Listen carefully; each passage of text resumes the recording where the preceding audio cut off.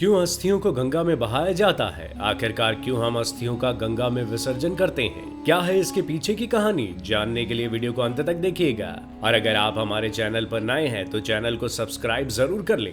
साथ ही अगर आपको हमारी वीडियो पसंद आए तो वीडियो को लाइक कर लें और कमेंट में हर हर महादेव जरूर लिखें। क्या आपने कभी सोचा है कि अस्थियों का गंगा में ही क्यों प्रवाह किया जाता है? क्या हो सकती है इसके पीछे की कहानी?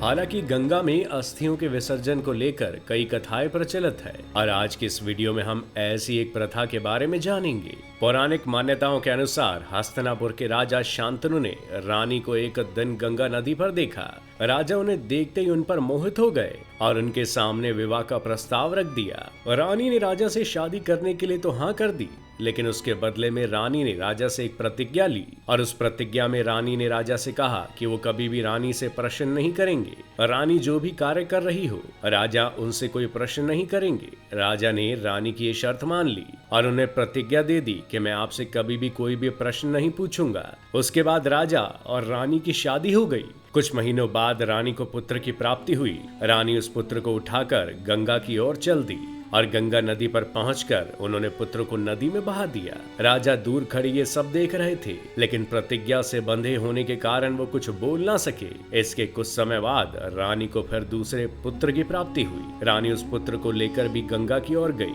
और उसे भी गंगा में बहा दिया। ऐसे करते करते रानी ने अपने 7 पुत्रों को गंगा में बहा दिया। वहीं राजा दूर खड़े होकर ये सब देखते रहते, लेकिन प्रतिज्ञा से बंधे होने के कारण वो ना तो कभी रानी को रोक सके और ना ही कोई प्रश्न पूछ सके। कुछ समय बाद रानी को 8वें पुत्र की प्राप्ति हुई। रानी उस पुत्र को लेकर भी गंगा की ओर प्रवाह के लिए जाने लगी। तभी राजा ने बीच में आकर रानी से पूछा।